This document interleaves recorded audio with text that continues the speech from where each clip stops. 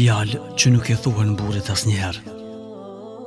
Nga njëherë shqiptojmë fjalë pa ndonjë qëllim të veçantë dhe nuk u kushtojmë fare rëndësi, por ato e vrasin tjetrin në ndjenja dhe shkaktojnë probleme. Kur e shohim gabimin, ndjejmë keqardhje dhe shpresojmë që koha t'i kthehet e ta përmirësojmë atë gabim.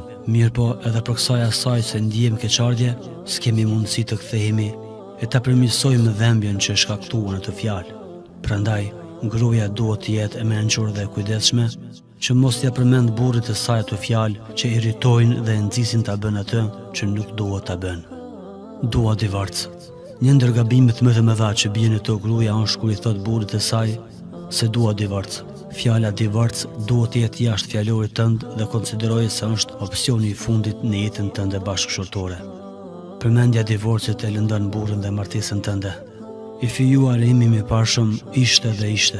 Nëse gruaja ka qenë e fijuar më herët, nuk duhet t'ia përmend burrit të fijuarin e mëparshëm apo edhe burrin që është ndarë nga ai, madje s'ka nevojë as emri t'i përmendet. Mos ia përmend burrit tënd se ai sillej më mirë me ty dhe se dallohej me diçka më të mirë se ai. Shprehjet e tilla lëndojnë thellë dhe mos harro se partneri yt nuk pranon asnjëherë dhe as si krahasim me dikë tjetër. Ti je si prindi yt. Mos i thuaj burrit tënd se është si prindi i vet. Kjo do ta demoralizoj shpirtërisht dhe do ta bëj që ta humb vetë besimin. Kjo po ashtu është nënçmim për prindin e vet dhe ofendim për të. Largoje nga të folërit negativ për familjen e tij. Të lutem, largohu nga unë. Gjatë mosmarrëveshjeve mos e thuaj të largohet nga ti, sepse kjo do ta vështirësoj situatën edhe më tepër. Lajmëroje për gabimin e jo që të largohet nga ti. Lajmëroje për atë që ti e do dhe për atë se ai kur e ka gabim që ta di edhe ai gabimin e vet. Nëse ka gabuar dhe mos e mbyll mosmarrëveshjen vetëm se me akuza. Mos ja shpreh pakënaqësinë tënde nga lidhja juaj e ngrohtë.